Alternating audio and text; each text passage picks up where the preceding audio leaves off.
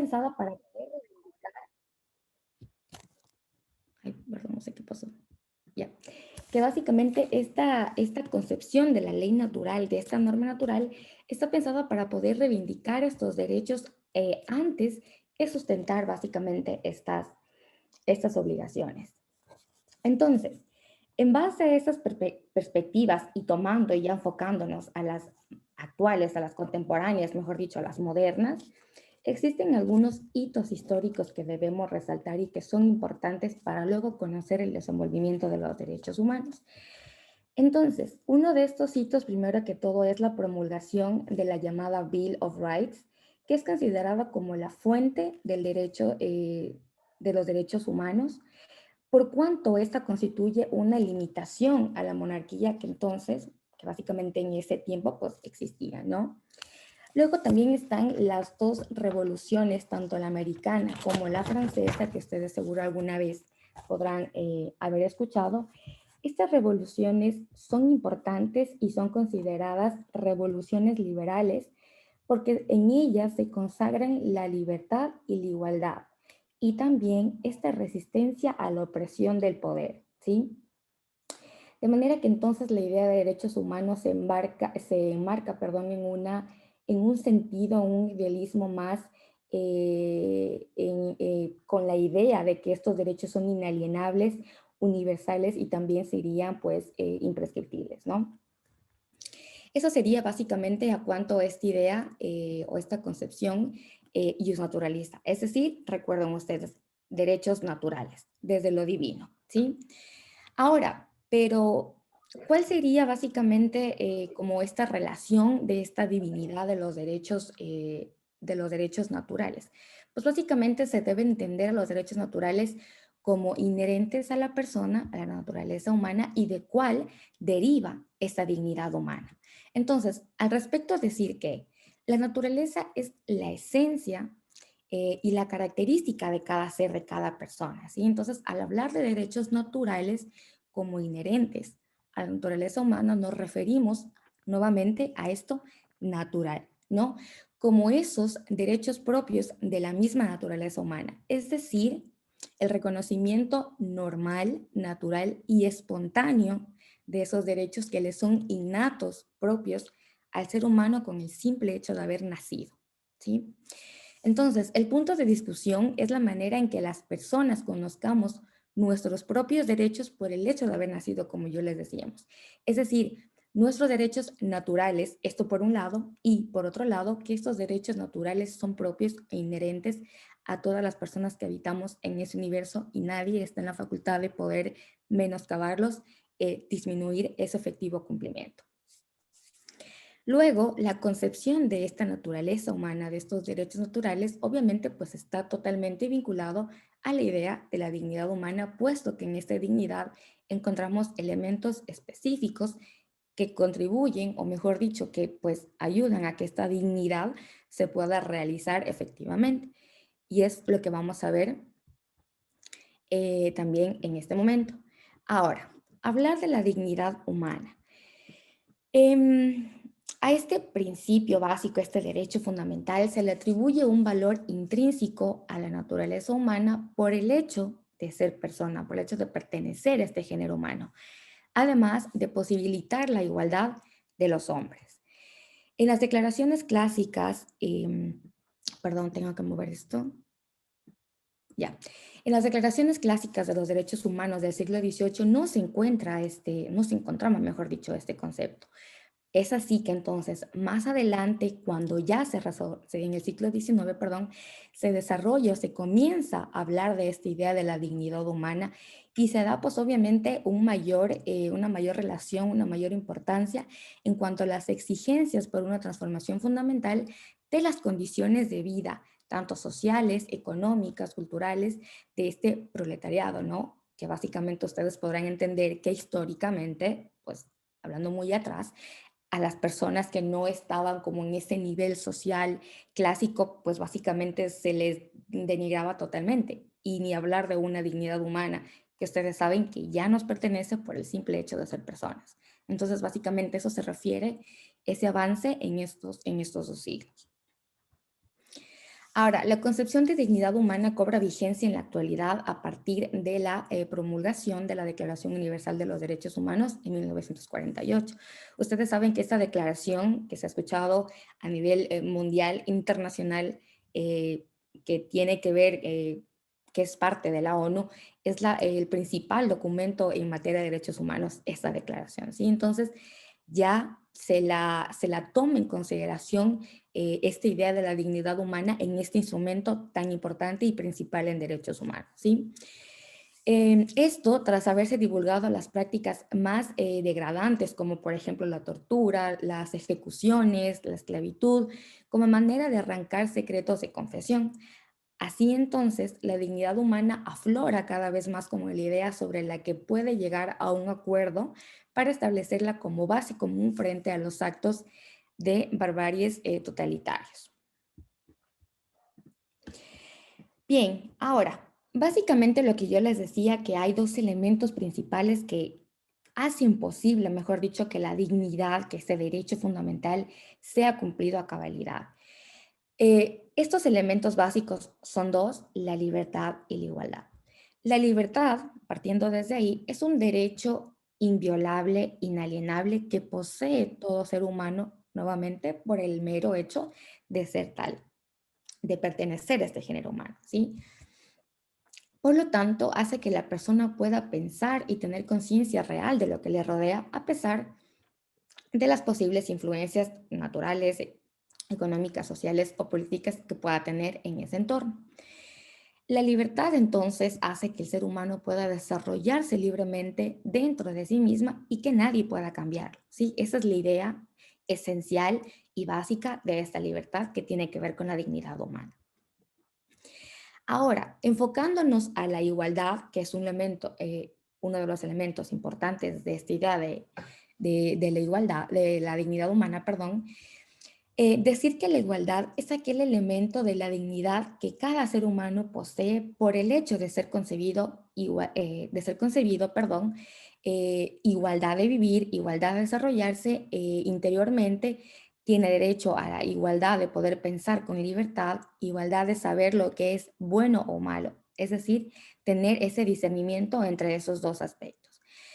Ahora, al hablar de igualdad se hace alusión a la llamada igualdad formal o igualdad material, que incluso a quienes sean abogados, pues en derecho lo conocemos y lo hemos estudiado.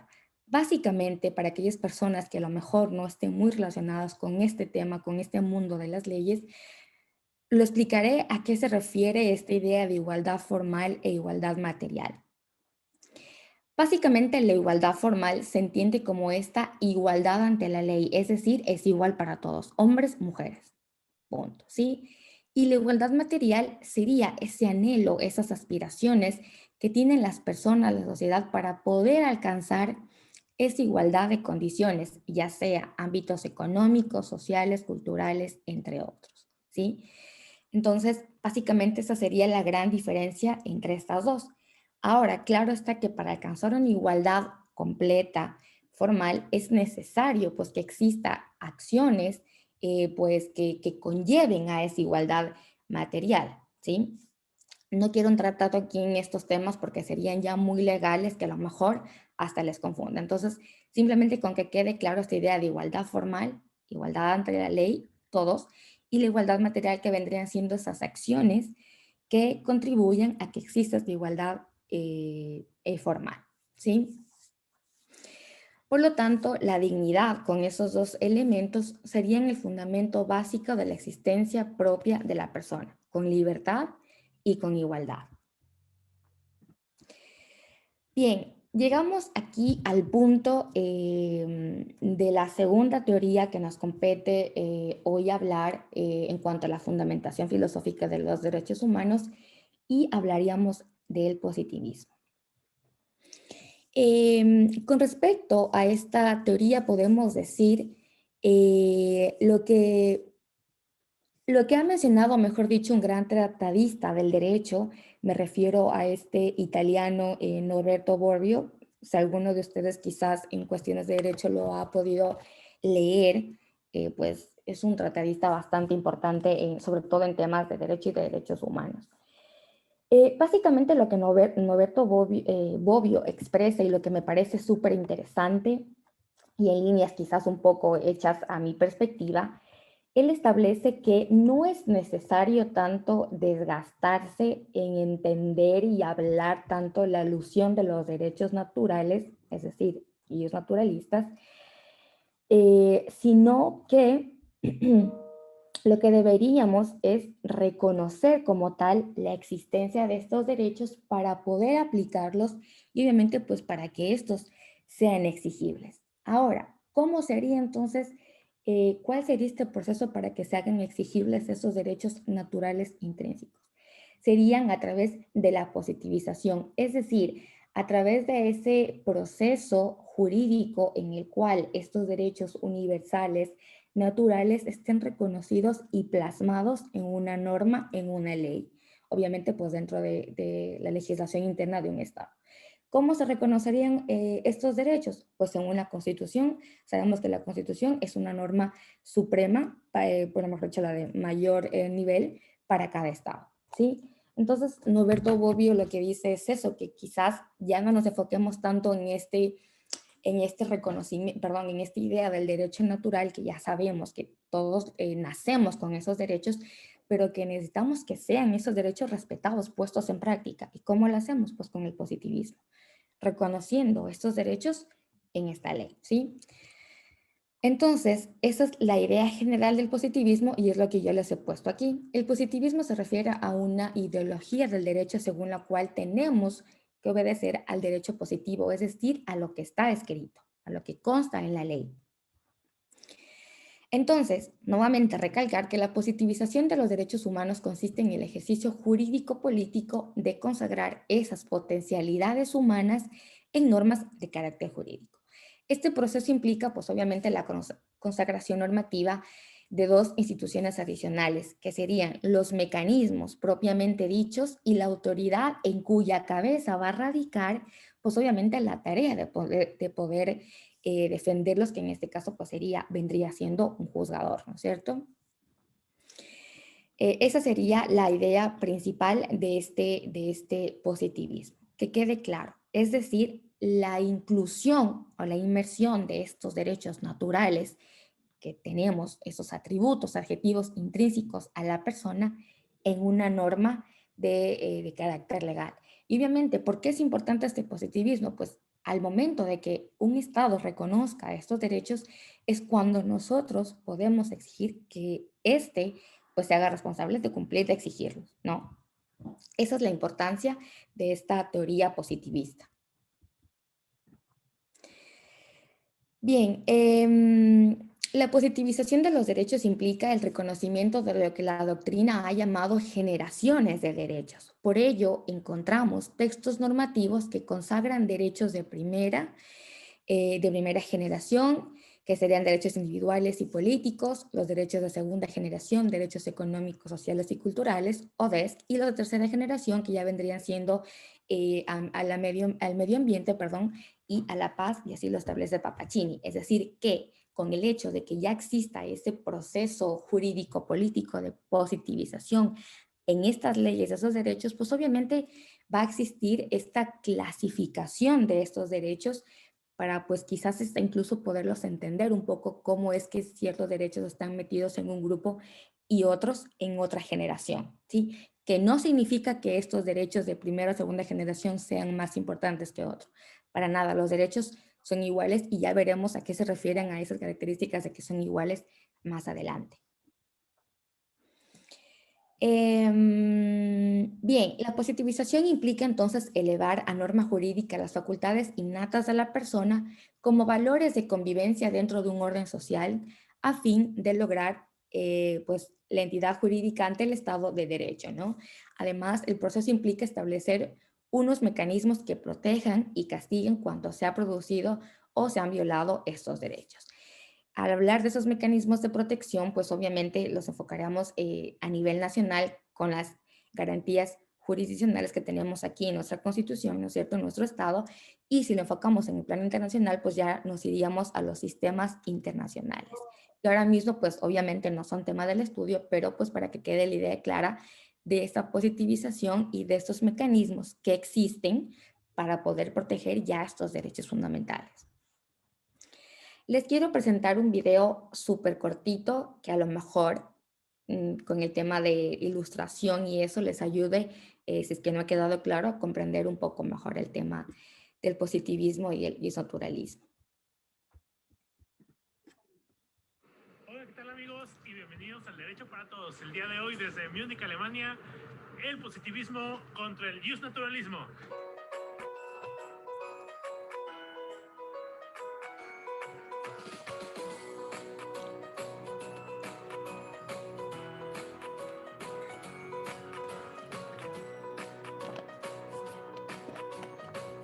Muy bien amigos, estamos en esta majestuosa ciudad, Múnich, Alemania, para hablar de dos teorías del derecho que tienen mucha relación con lo que ha pasado históricamente en este país. El positivismo es una teoría del derecho, una doctrina que explica cómo debemos entender y aplicar las normas jurídicas. Es prácticamente como un paradigma, es decir, un conjunto de creencias, percepciones, ideologías que se tiene acerca del derecho. El positivismo entonces postula el formalismo del derecho. El derecho, siempre que sea aprobado por el Estado, haya cumplido las formalidades que establece el procedimiento para considerarlo como tal, no debe ser discutido en cuanto a su contenido. El derecho siempre tiene formalidades, como ya lo hemos establecido en otros videos. Pues bueno, puede ser un proceso legislativo, la forma de firmar un contrato, las bases para hacer un reglamento, para firmar un tratado internacional, etc. La cuestión que el positivismo dice que siempre que el derecho haya cumplido con estas formalidades o siempre que una norma haya cumplido con estas formalidades, ya es derecho como tal y no podemos cuestionar su contenido.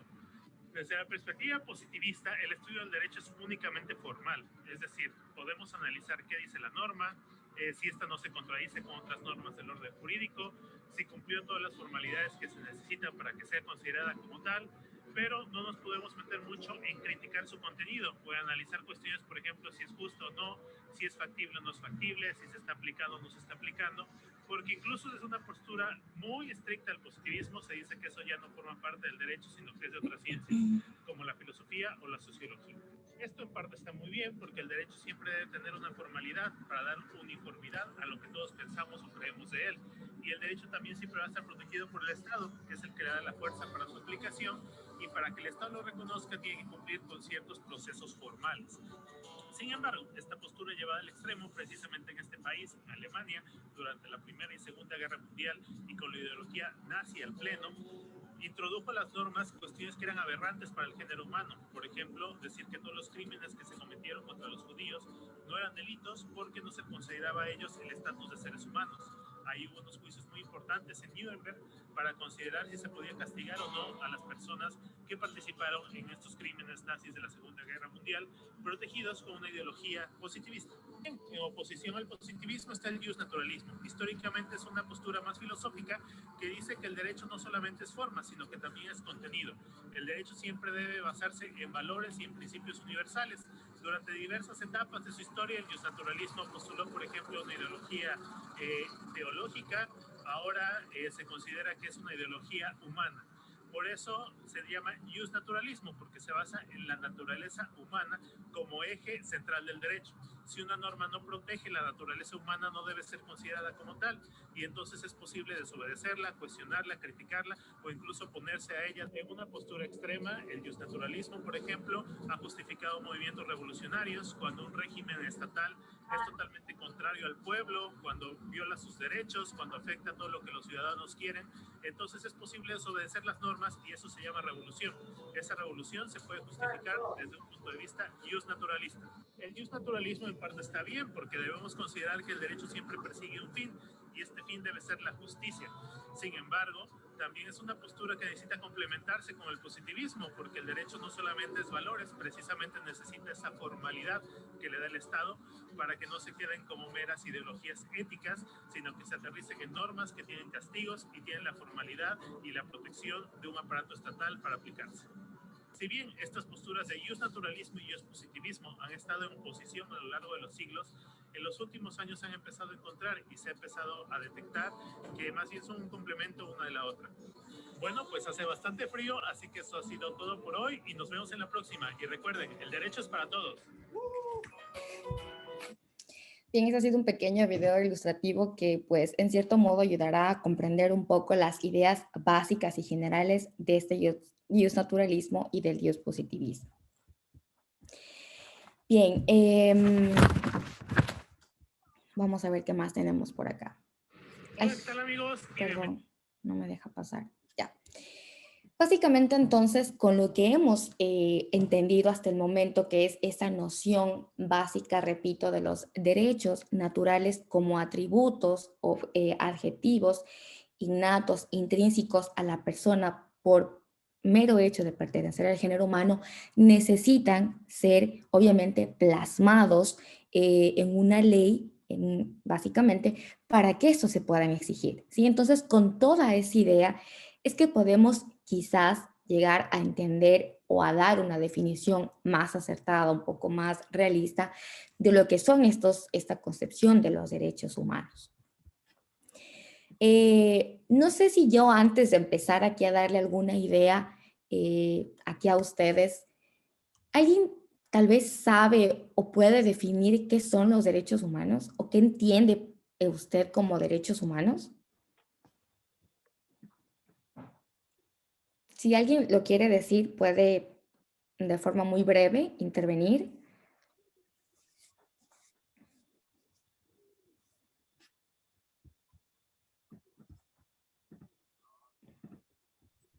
Yo, yo podría intervenir. Sí, me parece que alguien está hablando, pero no escucho. Sí, soy Cintia. Y bueno, para mí los derechos humanos son inherentes, o sea, propios de las personas. Estos derechos no pueden ser vulnerados o rechazados por ellos, ¿no? Entonces esto hace que bueno, estos derechos protegen a todas las personas y hace que se cumplan sus derechos como también eh, como personas cumplir las obligaciones que también se establecen para tener una buena relación entre sí, o sea, entre humanos, porque no sería dable que exijamos un derecho y violentemos el derecho de otra persona como seres humanos. Entonces, a eso también es lo que yo entiendo acerca también del derecho natural, que tenemos que saber vivir en sociedad. Ok, muy bien, gracias. Cintia, me parece que estaba hablando. Bueno, muchas gracias por su aporte. ¿Me levanta la mano María Paula?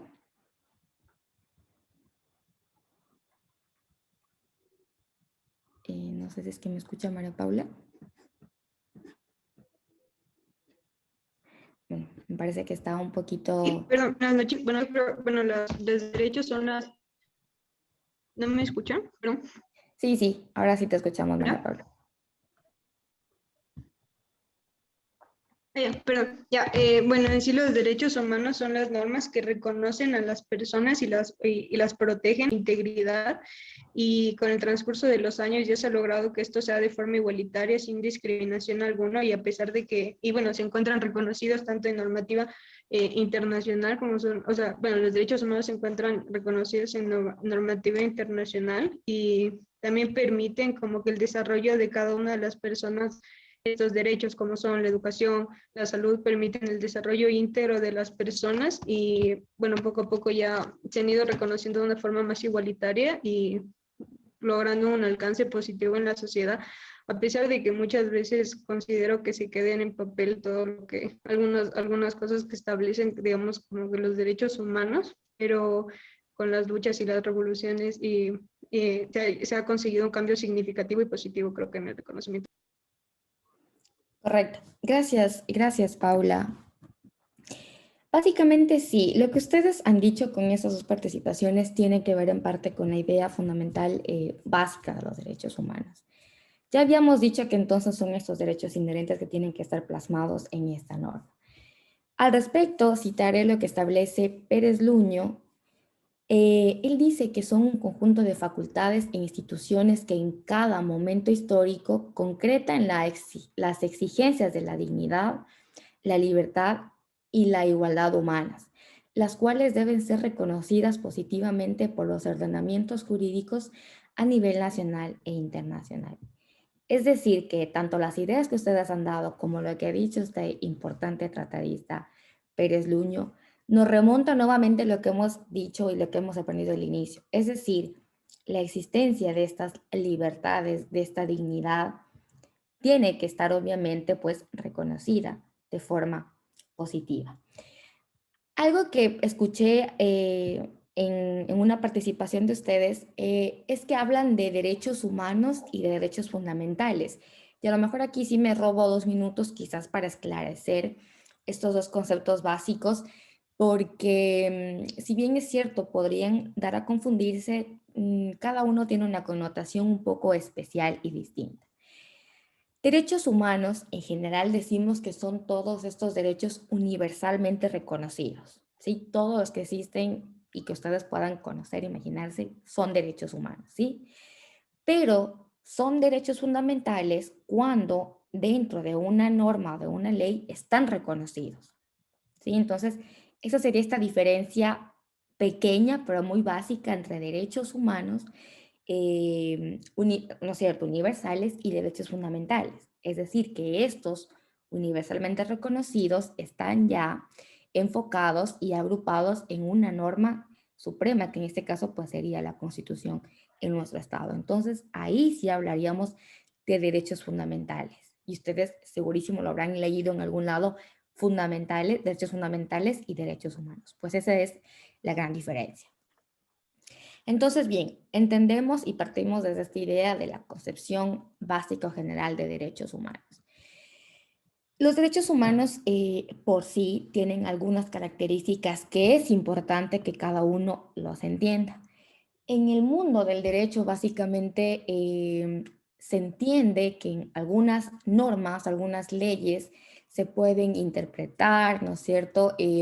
Se pueden ponderar, pero en derechos humanos como tal no existe esa ponderación que ya veremos en una de esas características. Primero que todo, aclarar que los derechos humanos están relacionados todos entre sí. Desde ahí tenemos que partir. Sí, no podemos decir que el derecho a la vida es más importante que algún otro derecho o caso contrario, no, viceversa. Todos tienen igual jerarquía y estarían relacionados, ¿sí? Ahora, entonces, decimos que los derechos humanos tienen características por cuanto son individuales, colectivos, universales, indivisibles, son exigibles, se interrelacionan, son inalienables y son progresivos. Vamos a ver a qué se refiere de forma muy breve cada una de esas características. Repito que son muy importantes que las podamos comprender bien.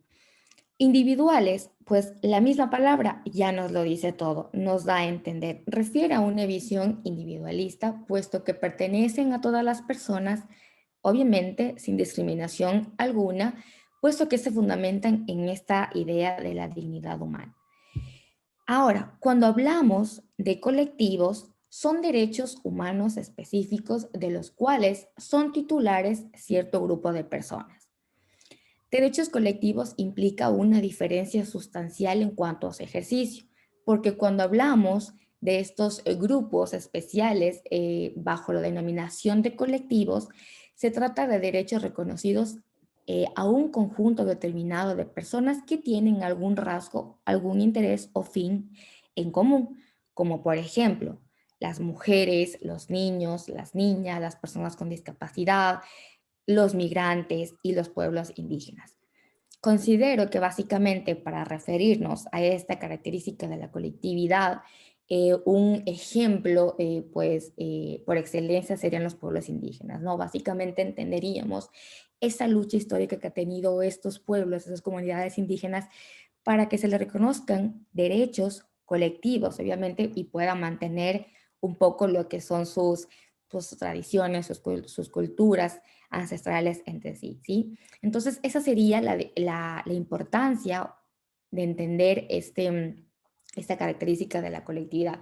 Claro que no solo hablamos de pueblos indígenas, sino hablamos de otros colectivos también importantes como entre las mujeres.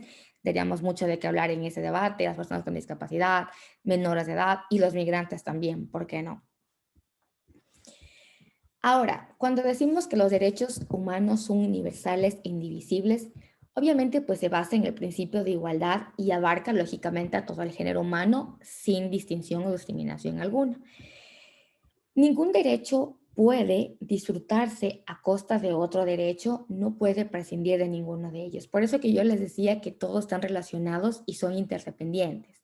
Entonces, en este sentido, todos los derechos humanos están relacionados entre sí, de modo que el cumplimiento de un derecho, pues obviamente hará que los demás también se puedan cumplir.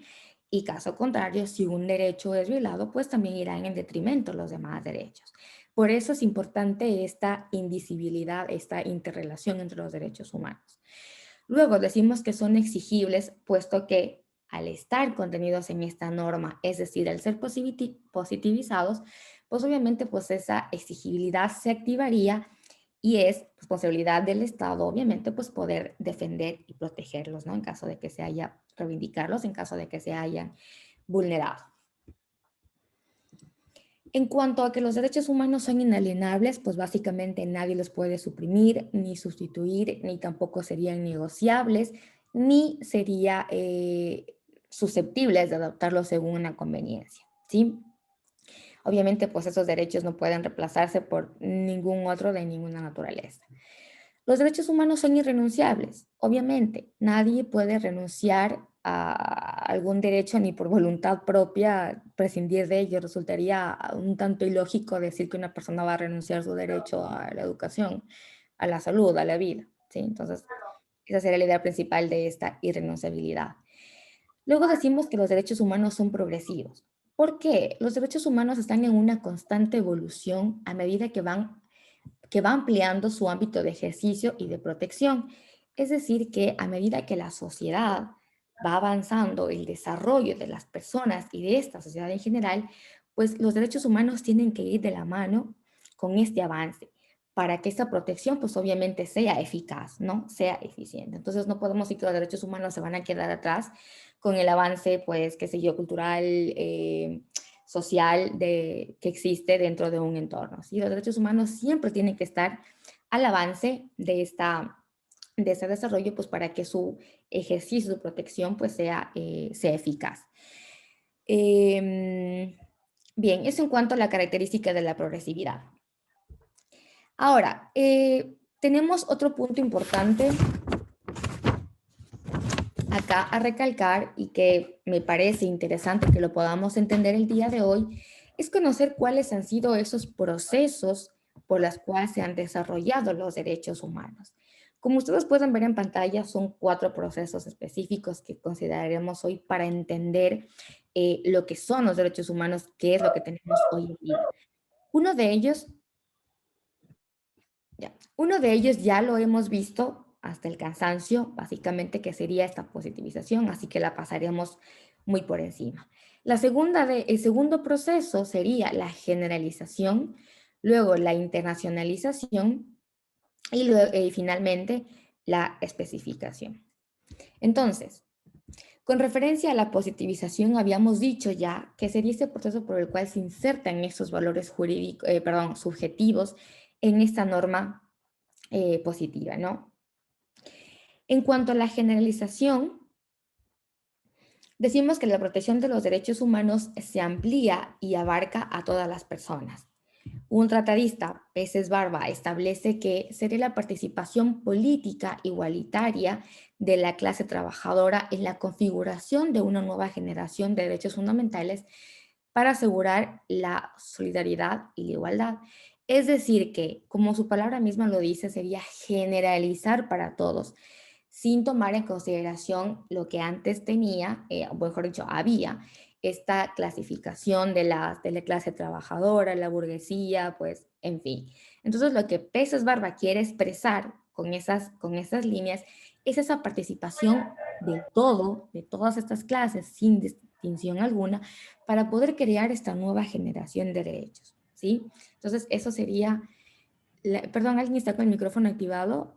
Por favor, para que lo mantenga desactivado, ¿sí?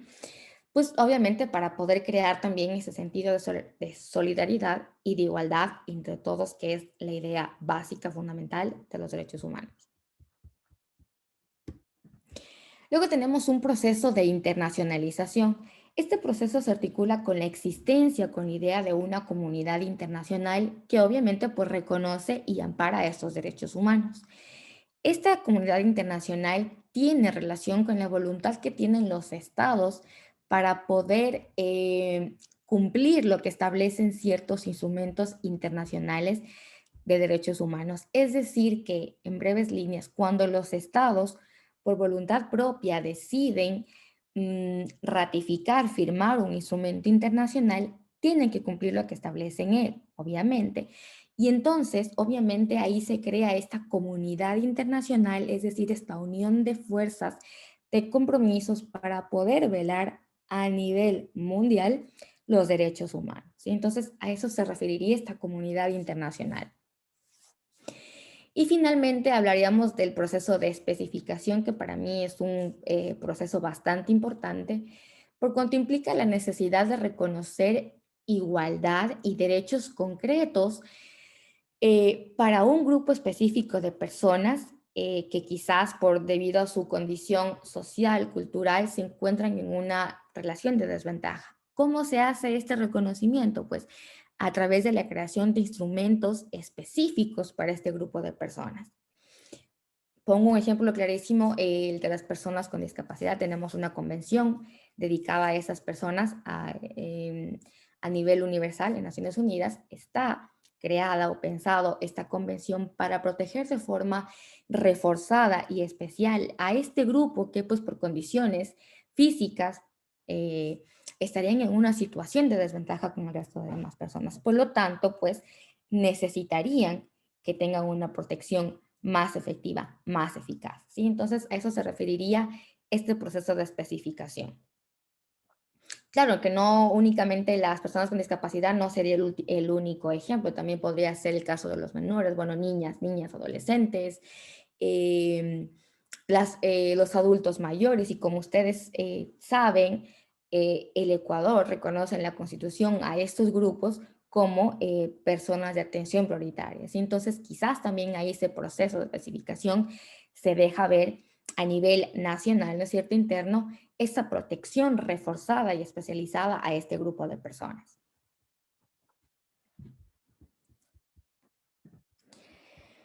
Bien, otro tema interesante que me parece topar en este momento es básicamente la expansión de los derechos humanos en un orden internacional a través de la creación de legislación internacional, es decir, de diversos instrumentos, tratados que protegen y abarcan a los derechos humanos. ¿Cómo se refleja esta expansión, esta legislación internacional? Pues obviamente con los llamados sistemas internacionales de protección de derechos humanos. Obviamente este módulo no está enfocado a esto, pero les hago alusión, un conocimiento general, que estos sistemas son dos. El sistema universal, Naciones Unidas, y sistemas regionales, tenemos tres: el interamericano, el europeo y el africano. Tengo entendido que ustedes en otros módulos irán a ver a fondo cada uno de los procedimientos y procesos de estos sistemas. Bien, un documento totalmente importante y que tiene que ver con esta expansión, legislación internacional en materia de derechos humanos es la Carta Internacional de Derechos Humanos. ¿Por qué es importante? Pues porque básicamente en esta carta se reconocen, o mejor dicho, se agrupan instrumentos o documentos muy importantes en materia de derechos humanos, que son la Declaración Universal de Derechos Humanos, que ya les había dicho, el Pacto de Derechos Civiles y Políticos y el Pacto de los Derechos Económicos, Sociales y Culturales. Entonces, decir que en esta carta se reconocen atributos, facultades y libertades fundamentales de los individuos y de los pueblos que han sido reconocidos internacionalmente y también son considerados como prerrogativas inherentes y irrenunciables a todos los seres humanos. Esta carta es el documento guía que establece directrices al sistema universal, es el referente de los sistemas regionales también y es el conjunto de principios que los estados consideran para aplicarlos en su ordenamiento a nivel nacional. Y como ya les mencionaba, pues esta carta es sumamente importante puesto que recoge cada uno de estos documentos de suma relevancia en derechos humanos. Ahora, para hablar un poquito de estos derechos que yo les decía y que son los principales, la Declaración Universal de Derechos Humanos es una norma de jus cogens, es decir, de cumplimiento obligatorio, ¿sí? Es decir, que pues no tiene como tal quizás un efecto de que obliga a los estados a cumplir lo que está en esa declaración, porque no tiene ese efecto coercitivo, pero obviamente los estados, dada la importancia que tiene esta declaración, los derechos, libertades que reconoce, cada uno de estos lo han aceptado y la han acogido como una norma básica, ¿sí? Luego también está el Pacto Internacional de Derechos Civiles y Políticos, que bueno, ya lo había mencionado. Este pacto tiene 2 protocolos facultativos, y ya veremos también un poco cada uno de esos, por eso no lo detallo ahorita. Esos protocolos básicamente, el primero busca asegurar la aplicación de este pacto efectivamente, y el segundo pues destinado a abolir la pena de muerte. Y luego está el Pacto de los DES, que tiene un solo protocolo facultativo que establece mecanismos de denuncia ante violaciones de este pacto. Bien, ahora es momento, ya no sé cómo voy con el tiempo, es momento de que hablemos del último tema de este módulo, que son las generaciones de los derechos humanos. Y yo es lo que les decía al inicio, esta primera, segunda y tercera generación que tenemos actualmente en materia de derechos humanos. Este contexto genético confiere a los derechos humanos unos perfiles ideológicos definidos. Los derechos humanos nacen, como es notorio, con marcada impronta individualista, como libertades individuales que configuran la primera fase o generación de los derechos humanos. Entonces, dicha matriz ideológica individualista sufrirá un amplio proceso de erosión e impugnación en las luchas sociales, y ya lo veremos también y lo entenderemos un poquito cuando estudiemos los derechos de segunda generación y tercera. Entonces, ¿a qué se refieren estos derechos de primera, segunda y tercera generación? Los de primera generación decir que surgen con la Revolución Francesa como rebelión contra ese absolutismo monarca que lo había mencionado en un inicio. Se encuentran los derechos civiles y políticos, es decir, derechos supremamente importantes como la libertad, la vida, la igualdad. Es decir, que se recoge o se entiende un sentido más individualista a estos derechos. Luego están los derechos de segunda generación. Estos surgen como resultado de la revolución industrial. Constituyen entonces una obligación de hacer del Estado y son de satisfacción progresiva de acuerdo quizás a las posibilidades económicas que tenga este Estado, ¿sí? Por lo tanto, quizás se puede entender o se puede notar un sentido ya más colectivo para estos derechos. Algunos derechos que recoge esa segunda generación serían los económicos, sociales, culturales como el trabajo, salud, a la seguridad social, que también las veremos más adelante. Y finalmente, la tercera generación, esos derechos surgen como respuesta a la necesidad de cooperación o básicamente de que estas naciones cooperen. Se entienden como los derechos de los pueblos, el medio ambiente y la paz, ¿sí? Obviamente, pues estos derechos, a mi entender, son básicamente nuevos, poco desarrollados, porque necesitaríamos de esa cooperación con otros estados que no muchas veces es fácil de hacer, de conseguir y de cumplir. Bien, entonces, brevemente vamos a hablar un poco de estos derechos, bueno, de cada uno de ellos. En cuanto a los derechos de primera generación, pues básicamente serían los más antiguos en su derecho normativo, ya lo había dicho, comprenden los derechos civiles y políticos. Ahora, el Estado tiene la obligación principal, primordial, de poder respetar estos derechos y obviamente pues no interferir o no impedir en el disfrute de cada uno de ellos. ¿Qué derechos encontramos aquí en estos de primera generación? A la vida, a la libertad, seguridad personales, tutela judicial efectiva, entre otros. En cuanto a los derechos de segunda generación, y por aquí ya estoy finalizando también un poco este tema, perdón, son derechos con contenido y carácter social que tienden a mejorar las condiciones de vida de las personas, de ahí que se llamen derechos económicos, sociales y culturales.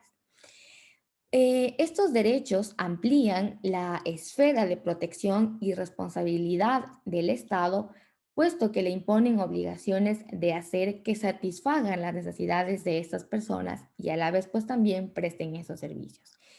Estos derechos están condicionados a las posibilidades económicas que tiene este país, ciertamente, para poder disfrutar estos derechos. Ahora, básicamente ya los había dicho, esos derechos serían el trabajo, la seguridad social, la educación, nivel de vida adecuado, entre otros. Aquí la gran preocupación y el gran debate en estos derechos de segunda generación es que están como a expensas o a la merced de que un Estado, a través de su posibilidad económica, de sus políticas, los pueda acoger y los pueda proteger y promulgar. Pero obviamente eso no se tiene que entender quizás esa voluntad que tienen los estados con el hecho de que por no tener posibilidades económicas, a lo mejor se cohíban de cumplir. Obviamente esto no justifica a un estado en su obligación, en su deber de poder acoplar cada uno de estos derechos a nivel interno, pues a través de sus políticas públicas, prestación de servicios, instituciones como tal. ¿Sí? Entonces, para que quede claro esto de que, si bien es cierto, es un poco, mejor dicho, potestad del Estado poder aplicarlos, no es justificativo de que un Estado diga es que no tenemos solvencia o cuestiones al respecto para no poder cumplir y aplicar estos derechos. ¿Sí? Eh, Finalmente tenemos los derechos de tercera generación. Estos son los llamados derechos de los pueblos, a través de los cuales existe el derecho a la paz, al desarrollo, a un ambiente sano. Estos derechos necesitan de la cooperación internacional que ya les había explicado para ser desarrollados superando las limitaciones propias de cada estado. Pertenecen a un grupo de personas que tienen un interés colectivo en común y estos requieren acciones positivas de hacer o no hacer y acciones negativas básicamente.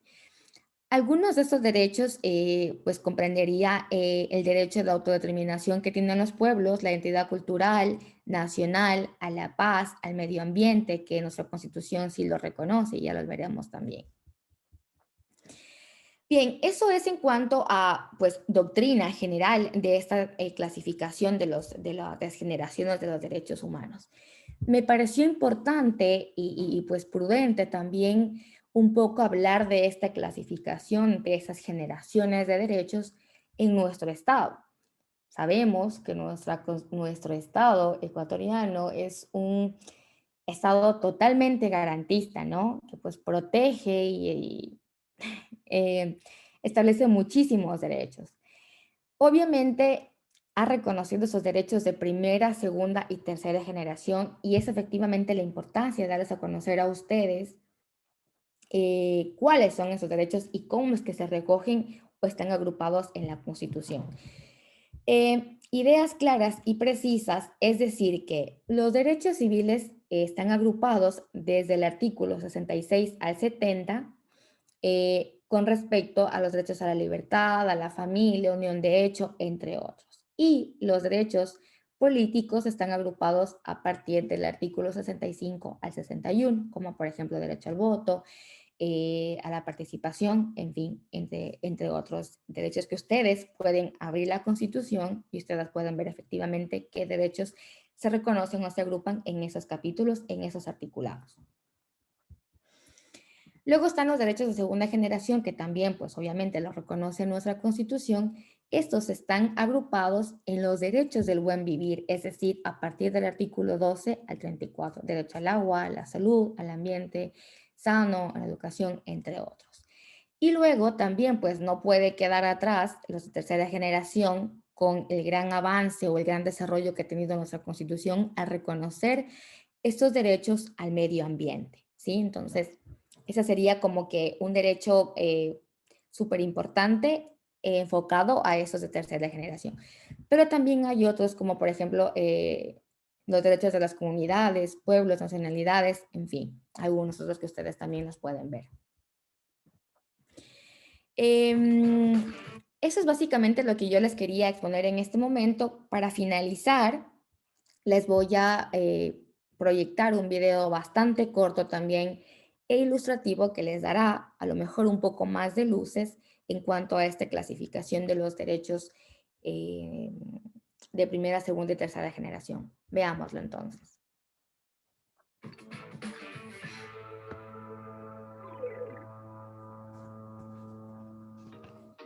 Derechos de primera, segunda y tercera generación. Para la promulgación de los derechos humanos se ha presentado una lucha permanente a través de la historia, rodeada de acontecimientos que dan origen a cada uno de los derechos, el respeto y la promulgación de estos. De esta manera se presenta la clasificación por grupos, a lo que se les llama generaciones, denominando los derechos de primera, segunda y tercera generación. Dicha información es referida desde la concepción y promulgación de las Naciones Unidas, con relación a la proclamación que hizo la Asamblea General para los artículos estipulados allí y su posterior categorización, de acuerdo con la naturaleza del derecho.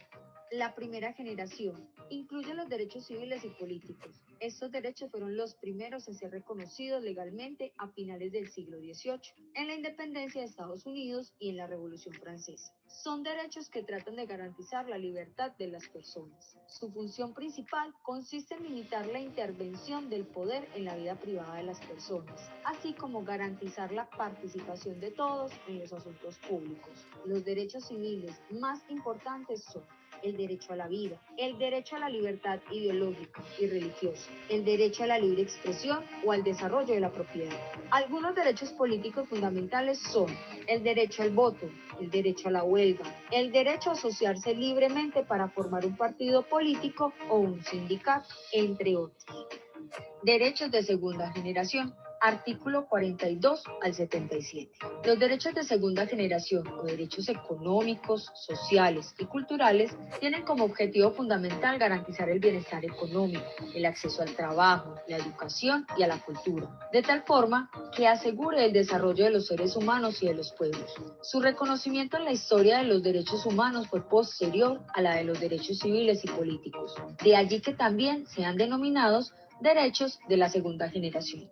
La razón de ser de los derechos económicos, sociales y culturales se basa en el hecho de que el pleno respeto a la dignidad del ser humano, a su libertad y a la vigencia de la democracia solo es posible si existen las condiciones económicas, sociales y culturales que garanticen el desarrollo de los hombres y de sus pueblos. La vigencia de estos derechos se encuentra condicionada a las posibilidades reales de cada país. De allí que la capacidad para lograr la realización de los mismos varía de país a país.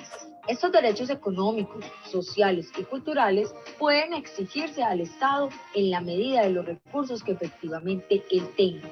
Pero esto no significa que el Estado puede utilizar como excusa para el cumplimiento de sus obligaciones el no poseer recursos, cuando en realidad dispone de ellos. En este aspecto, deben verificarse las indicaciones y posteriores indicadores que realiza el desarrollo integral en relación con la distribución que hace el poder público de sus ingresos en razón de la justicia social. Derechos de tercera generación. Artículos del 78 al 82. Son los también llamados derechos de los pueblos, colectivos o solidarios, que comenzaron a gestarse a partir de la Segunda Guerra Mundial, o sea, en la segunda mitad del siglo XX. El sujeto protegido ya no es el individuo en sí mismo, como en los de primera generación, o por su rol social, como es en los de segunda generación, sino por integrar un pueblo, una nación, o ser parte de toda la humanidad. Se toma en cuenta a las personas como integrantes de una comunidad con conciencia de identidad colectiva. A su vez, en los derechos de tercera generación surge el derecho a un medio ambiente sano, dadas las prácticas de explotación desmedida e irracional de los recursos y la generación de drásticas consecuencias ambientales, poniendo en riesgo a la humanidad presente y futura. Además, busca defender el hábitat, dado que, sin él, ningún derecho podría ser ejercido, lo que también busca regular el uso de armas químicas para evitar la desaparición de nuestro planeta. Otros derechos de tercera generación son el respeto a las minorías étnicas, como los aborígenes, que buscan el reconocimiento de su cultura, el derecho a la identidad, perdido por muchos niños secuestrados por las dictaduras militares y entregados a familias en adopción, quienes los inscribieron como propios, y los derechos del consumidor, el grupo económico con mayoría en el mercado, desprotegido ante el avance de grandes empresas y de la tecnología, que los hace suscribir contratos de fidelidad, o sea, fijando unilateralmente las pautas, como cuando se compra un teléfono celular y se adhiere sin poder modificar las condiciones de compra y venta, o cuando se compra algún producto alimenticio dañino para la salud por contener elementos transgénicos o hallarse en mal estado. De esta manera, se conoce cómo se clasifican los derechos humanos en diferentes generaciones, las cuales permiten la relación con el contexto, el ser humano y la promulgación de la dignidad, en busca del bienestar personal, familiar y social, teniendo en cuenta la libertad, equidad, solidaridad y fraternidad entre las naciones. Bien, eso es básicamente entonces, estimados estudiantes, lo que yo les quería exponer el día de hoy, la noche de hoy, mejor dicho, compartirles un poco estos conocimientos hacia cada uno de ustedes. Entiendo que pues no la mayoría de ustedes son abogados, entonces mi intención, y espero que sí la haya cumplido, es darles a conocer en palabras básicas y sencillas un poco la filosofía, la historia de los derechos humanos para poder comprender lo que tenemos hoy en día como esta concepción de los derechos humanos y que tanto hablamos de estos derechos, puesto que el mundo nos ha dado, la sociedad y las situaciones que nos pasan, nos acontecen, pues nos ha dado para poder hablar y que tenemos que formarnos en derechos humanos, ¿sí? Entonces, eso, yo quedo pendiente si es que hay alguna duda de pronto para poderla solventar y pues muchas gracias. Gracias a ti, Anita, realmente por la clase que nos has apoyado el día de hoy. Hay algunas intervenciones en el chat, no sé si las podemos leer o preferiría si las personas pueden, en la medida de lo posible, activar su micrófono o levantar la mano por Zoom para tratar de que sea más interactivo. Entonces les invito a participar. Veo que muchas personas están con la cámara encendida, entonces creo que sí podemos hacer un espacio interesante de preguntas, reflexiones y respuestas. Yo creo que como habíamos dicho, me parece excelente la idea de Isa que levante la mano y así podemos ir cediendo a la palabra para que sea ordenado y respetuoso para todos, si es que desean participar, creería yo.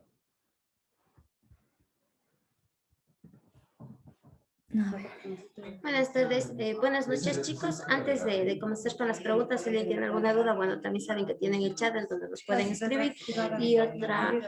Y otra cuestión, si no, nos acabamos de dar cuenta que acaban de enviar el link de registro al grupo de WhatsApp. Les pedimos por favor a la persona que lo realizó que nos ayude borrándolo, ya que la asistencia se tomará en cuenta solo de las personas que están en este momento en sala. Es por seguridad y toda la cuestión. Perdón, yo tengo una votación, yo estoy en la sala, pero tuve un problema de internet y por eso no me pude registrar en el momento. Pueden repetir la grabación. Pero Sí, no hay ningún problema. No se me pueden ayudar con eso, por favor. Sí, nosotros ya les vamos a mandar nuevamente el link. Les comento que acabamos de cerrar ese link, es por más que nada porque respetamos de que los chicos que se encuentran en este momento en sala es porque se esfuerzan por estar acá y al enviar allá, entonces son personas que a veces no ingresan y se registran solamente la asistencia y reciben el certificado y sin el esfuerzo que ustedes están teniendo este momento para estar y recibiendo la clase. Por esa razón vamos nuevamente a abrir un link y les pedimos que puedan ingresar. Se cerrará máximo a las 8:45. Les pedimos no volver a compartir en los grupos de WhatsApp. Muchísimas gracias. No se preocupe, la persona ya nos escribe el chat. No se preocupe, pero les rogamos no volver a hacer esas cuestiones, más por seguridad de ustedes y por la asistencia. Claro, Norma Villagómez nos estaba levantando la mano. Bienvenida. Bueno, muy buenas noches. No sé si me escuchan. Sí, la escuchamos perfecto. Bueno, buenas noches. Primero felicitando la ponencia. Realmente Tengo una inquietud, ¿no?, respecto al asunto de los derechos humanos. Se manifestaba que son condiciones inherentes al ser humano a partir de su nacimiento. ¿Qué sucede con el asunto, por ejemplo, de un tema que mucho se ha venido discutiendo respecto al aborto? ¿Qué sucede con esta situación? Ahí hemos tenido nosotros prácticamente, se puede decir, dos tendencias, ¿no? La una que defiende la vida por ser un tema de derechos humanos desde la concepción y que también está garantizada en la misma Constitución de la República del Ecuador. Pero también tenemos la otra tendencia y justamente yo escuchaba con mucha paciencia, le puedo decir en este sentido, de que son condiciones inherentes al ser humano a partir de su nacimiento. Es la primera, digamos, inquietud que yo tengo y que quisiera que por favor me ayuden en este sentido para despejar. Y la segunda, que había escrito, lamentablemente el tema de derechos humanos, a pesar de que hemos manifestado, son universales, son interdependientes y todas estas condiciones y características que tienen, lamentablemente están sujetas a la voluntad de los estados. Y en ese sentido tenemos nosotros que cuando se reconocen, inclusive como en el caso del Ecuador, se reconocen los derechos humanos, lamentablemente están sujetos a la justicia jurisdiccional, porque para un tema de garantías constitucionales hay una prerrogativa ahí que nos dice que tiene que inclusive agotarse otras instancias para que en este caso una acción de protección proceda, lo cual yo creo que debería ser a lo contrario, una justicia expedita que tenga ese fundamento necesario de proteger los derechos humanos. Entonces, en este sentido, me queda también esta situación ahí de que lamentablemente, como hemos dicho, es un tema de conveniencia y que está sujeto a la voluntad de los estados. Muchas gracias. Gracias, Norma. A ver, algo que yo siempre digo incluso a mis estudiantes cuando doy la clase de derechos humanos, yo les digo que si en el mundo no pasarían cosas un poco extrañas, poco apropiadas, básicamente atentatorias contra derechos, no tendríamos que discutir, qué hablar, qué debatir en derechos humanos. Al momento de hablar de derechos humanos, primero que todo tenemos que pensar que más allá de la concepción básica, general, doctrinal que podamos tener, son también un poco apreciaciones que cada persona tiene referente a un tema, ¿sí? No tanto a un derecho, pero sí sobre un tema. Y es lo que usted ha topado en este momento, el caso del aborto, básicamente. Hablar del tema del aborto resulta muy polémico y nos podríamos ir toda la noche hablando de eso porque son cuestiones un poco personales. ¿Cómo usted defiende, desde qué perspectiva va a defender el aborto? O no, si es que defiende más bien el derecho de este niño que hablando en leyes se consideraría un nasciturus, está por nacer y también tendría derechos, pero también estaríamos hablando de los derechos de la mujer, esos derechos sexuales y reproductivos. Entonces, depende desde el punto que lo defienda, básicamente. Yo, me lo está preguntando a mí, le expongo mi punto de vista. Yo creo que básicamente ese tema del aborto y lo podemos relacionar con la despenalización que últimamente pues hizo la Corte Constitucional por violación, pues para mí sería un avance importantísimo. Están los derechos de la mujer. Pero más allá de que a lo mejor traiga o no traiga un niño al mundo, no debemos pensar solo en que va a matar una vida, que va a matar a un niño que no tiene la culpa de nada. Ustedes se han puesto a pensar a lo mejor también en el derecho, no solo de que nazca ese niño, sino en lo que le viene, o sea, en delante, o sea, a un futuro, el derecho a ese desarrollo integral que no tendría, el hecho de que este niño nazca, lo traigan al mundo y luego tenga unas condiciones de vida, pero terribles, pésimas. Entonces, ya es cuestión muy mía. Yo estoy muy a favor del aborto, muy en pro. Entonces yo diría, ¿por qué van a traer un niño al mundo que a lo mejor lo van a dejar botado en un basurero, en una funda, en condiciones infrahumanas? O sea, a lo mejor es cuestión muy mía y Norma dirá, no, es que está loca, no pueden hacer eso, tienen que traer un niño al mundo. Pues ya está, son percepciones muy distintas. Hablando de derechos. No me acuerdo qué más fue lo que dijimos. El tema de pues de las garantías jurisdiccionales. A ver, básicamente las garantías como tal se establecen y se entiende que deberían ser de inmediata aplicación, ¿no? Pues obviamente porque estas están destinadas para poder cumplir, efectivamente, proteger, mejor dicho, estos derechos. El caso efectivo de la acción de protección es un poco quizás polémico también porque sí depende de algunas instancias para poder interponer y es un tanto contradictorio porque si está supeditada a que pues, pues básicamente la limita, ¿no? La actuación.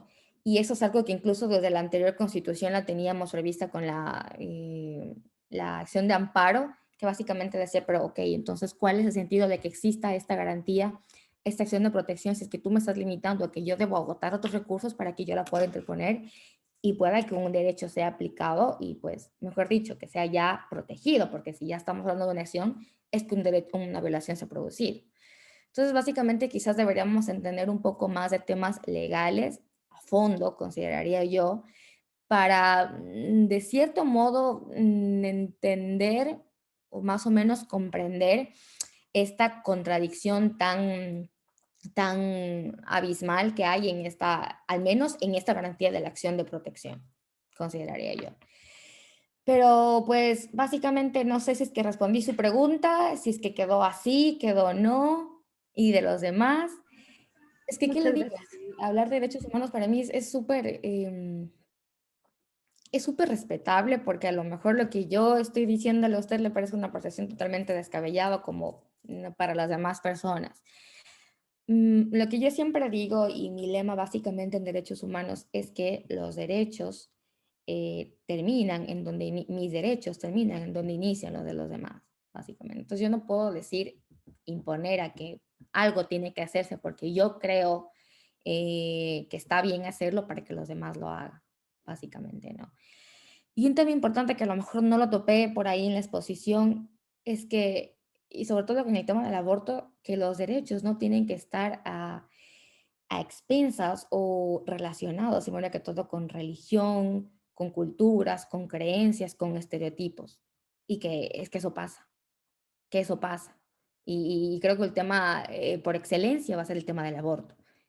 Habrán legisladores, juzgadores que en base a estos estereotipos, esas creencias para mí irracionales digan, no, es que no se puede aprobar el aborto, no se puede despenalizar, ni por esto ni por lo otro. O porque es que la Iglesia Católica dice eso o lo otro. No tengo nada en contra del catolicismo o de la profesión, de la religión que ustedes cada uno profesen. No, nada que ver con eso, no se va por ahí. Pero lo que yo sí considero que al menos en cuestiones como estas de derecho no debe intervenir, o mejor dicho, prevalecer estas ideologías, más que todo, prevalecer, esa sería la palabra adecuada. Eso tendría que decirle yo, Norma, con respecto a su pregunta. No sé si de pronto hay algo más. Sí, muchas gracias. Gracias a usted. Dígame, Lisette. Sí, muy buenas noches. Yo tengo una pregunta que tal vez no me quedó tan clara. Bueno, ya hemos hablado de que la aparición de estos nuevos derechos surge como respuesta a las nuevas necesidades históricas, que de hecho suponen una redimensión, una redefinición, tal vez si se puede decir, de los derechos anteriores para adaptarlos a estos nuevos contextos en los cuales deben ser aplicados. Pero quiero saber si efectivamente la incidencia tal vez de nuevos aspectos como las tecnologías de la información, de la comunicación, en la esfera de estas libertades ha configurado, tal vez podría decirse, una nueva generación de derechos humanos. En cuanto al uso de las tecnologías, me dice usted, se refiere. A ver, yo creo que básicamente esto Yo básicamente lo catalogaría o lo agruparía, mejor dicho, en estos derechos de tercera generación. Básicamente. ¿Por qué? Porque pues con el avance de esta sociedad, estos derechos han sido progresivos y se tienen que reconocer, obviamente.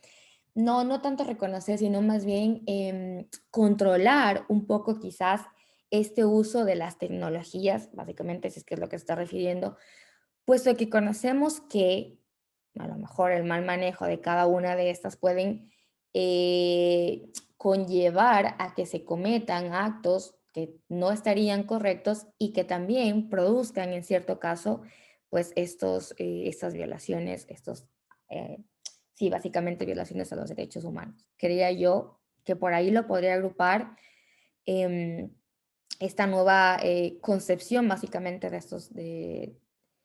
estos derechos con el uso de las nuevas tecnologías de las TICs, básicamente. Muchísimas gracias.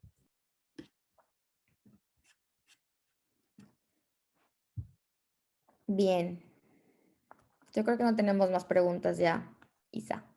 Parece que no.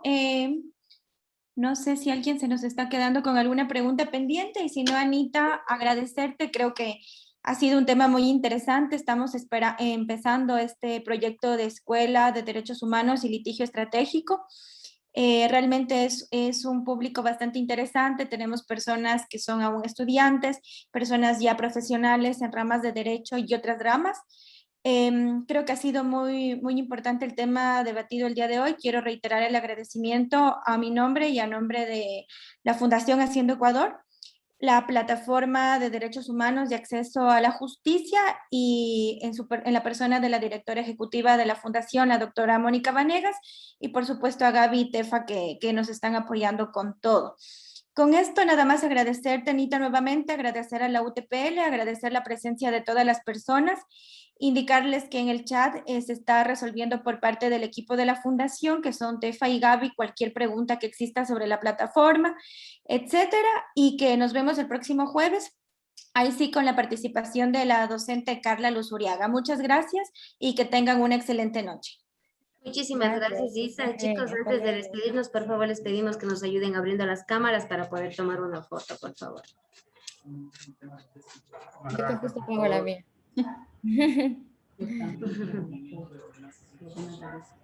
Listo. A ver, eso, les pedimos a todos que nos ayuden. Muy bien.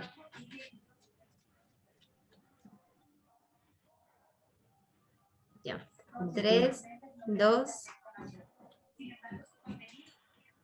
Les pedimos sonreír un buen momento hasta poder tomar todas las fotos.